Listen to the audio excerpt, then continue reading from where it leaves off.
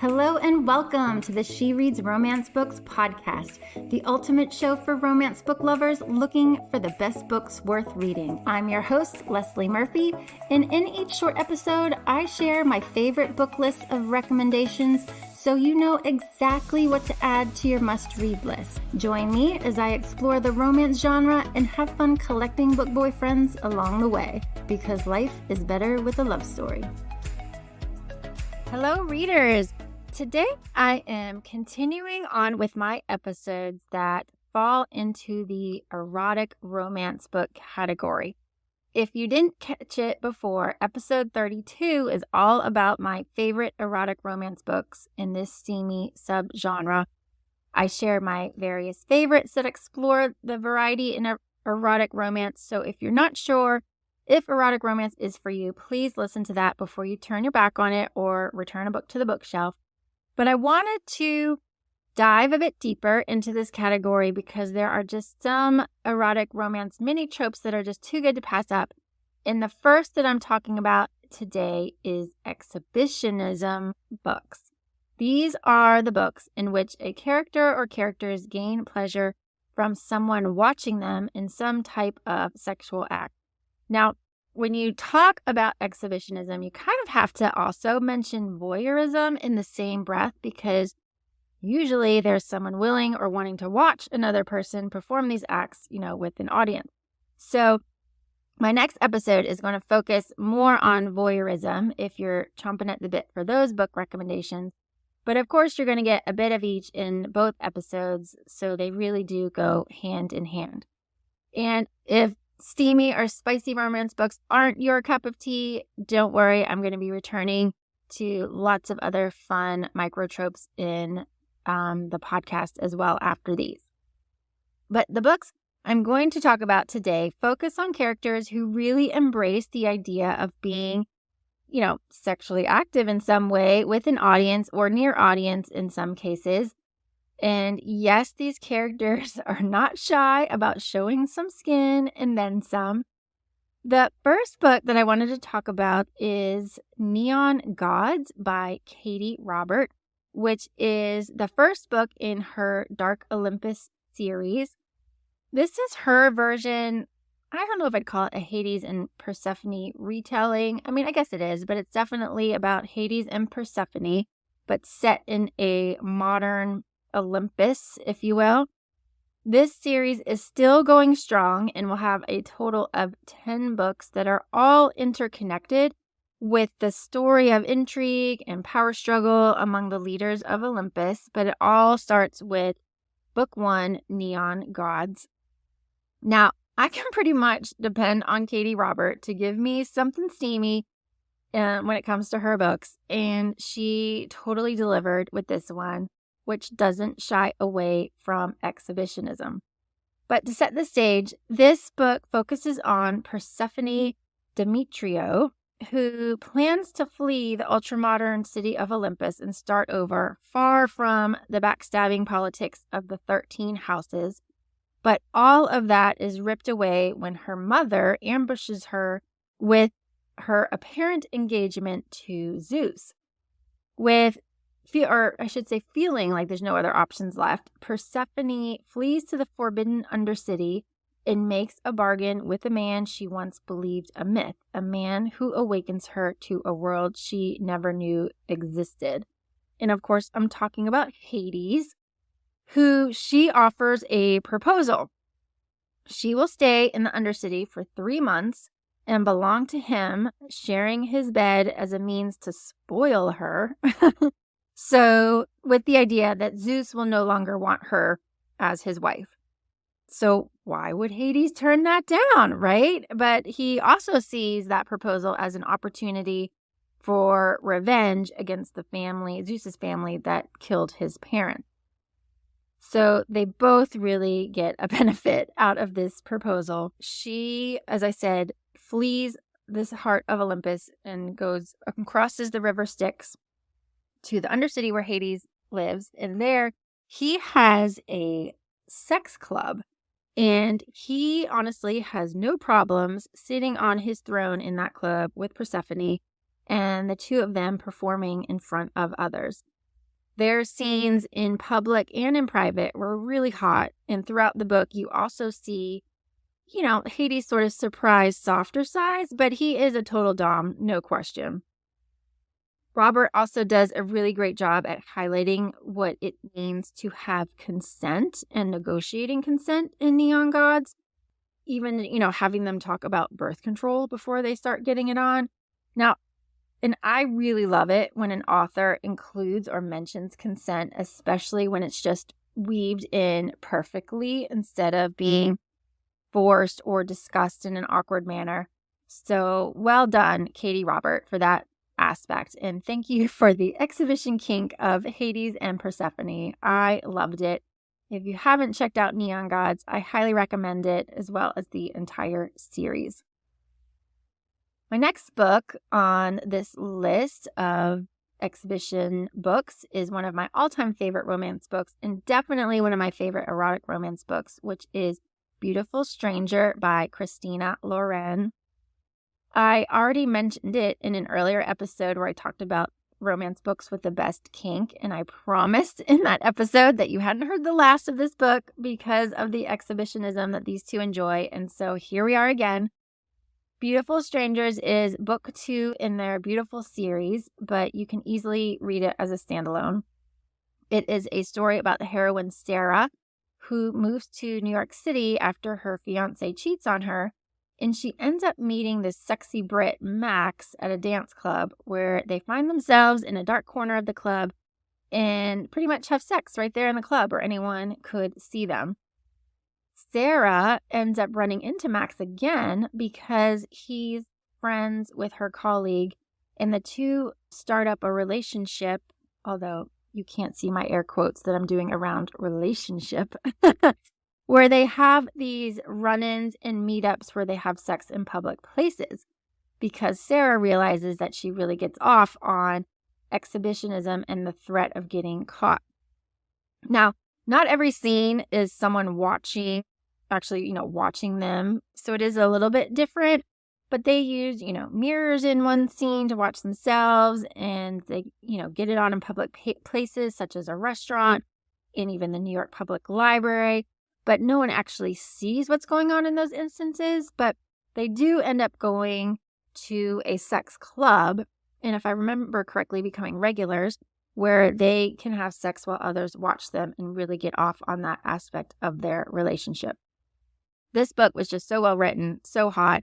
I loved both characters immensely and think it's one of the best when it comes to dipping into books about exhibitionism. So definitely check out Beautiful Stranger.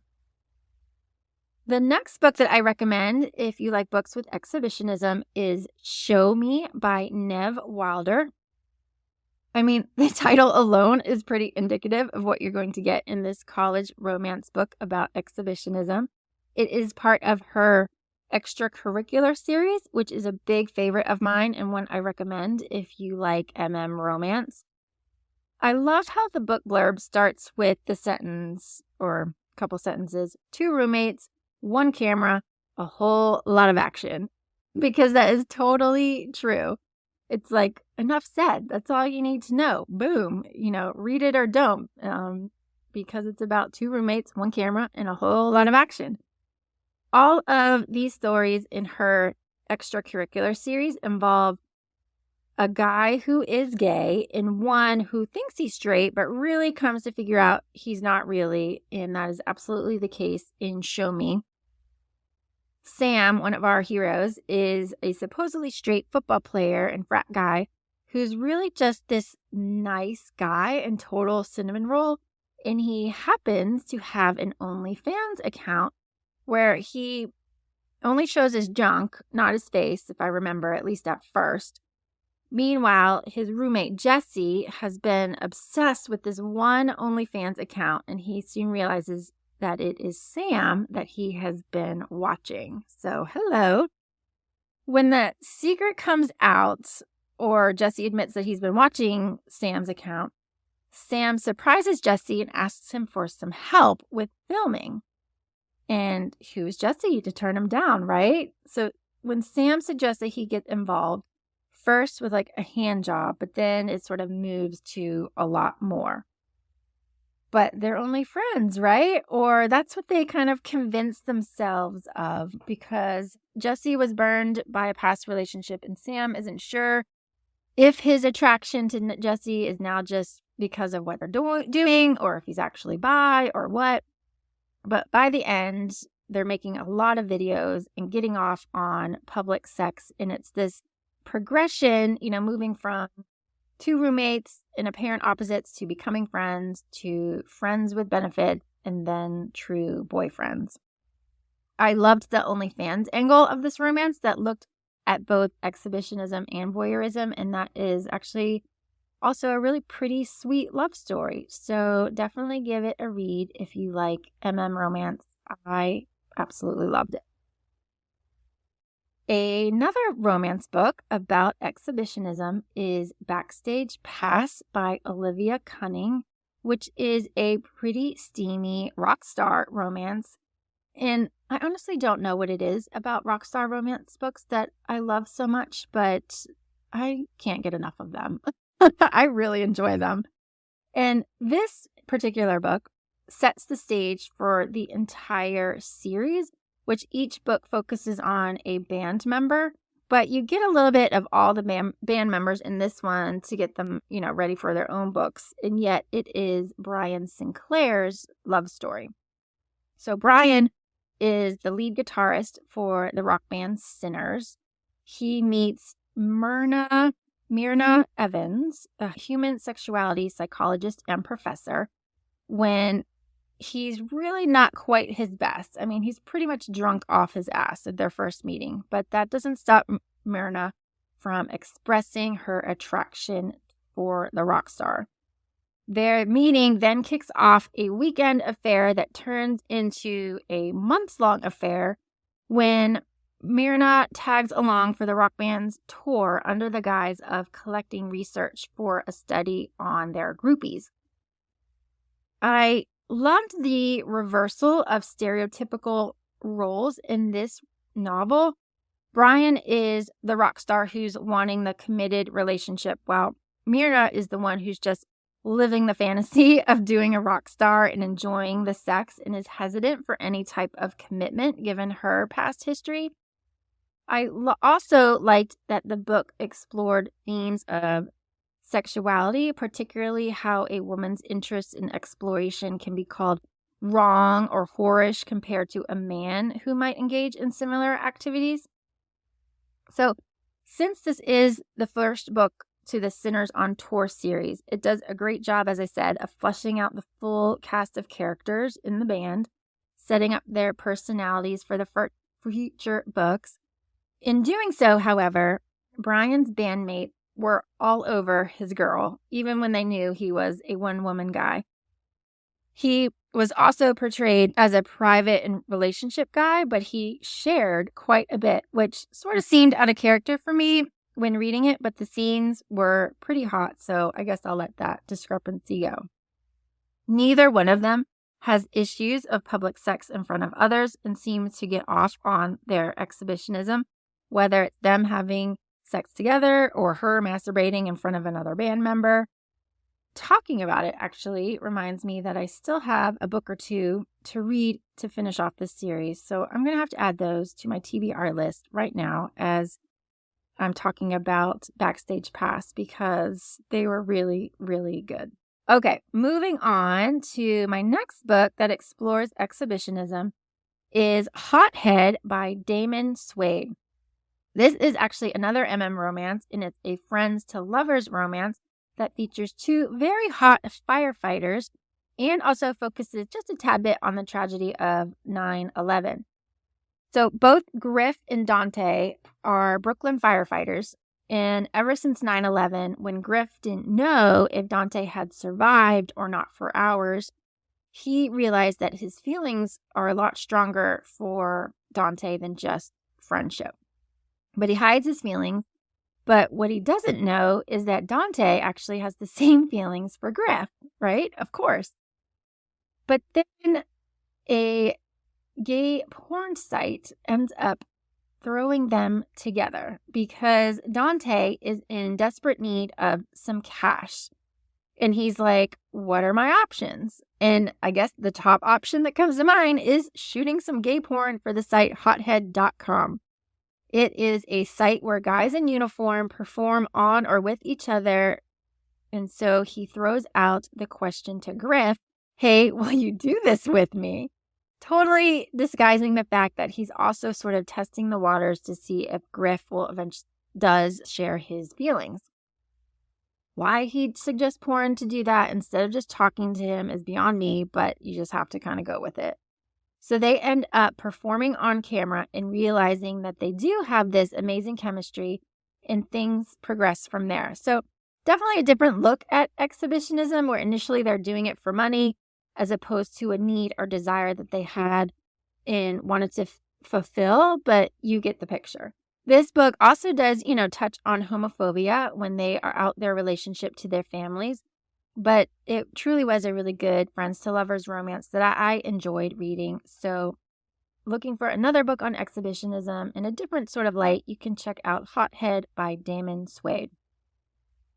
And that book wraps up my list of books on exhibitionism. As I mentioned, be sure to also catch my next episode on voyeurism to continue the fun, and be sure to share your favorite exhibition books on shereadsromance.com because I would love to hear it.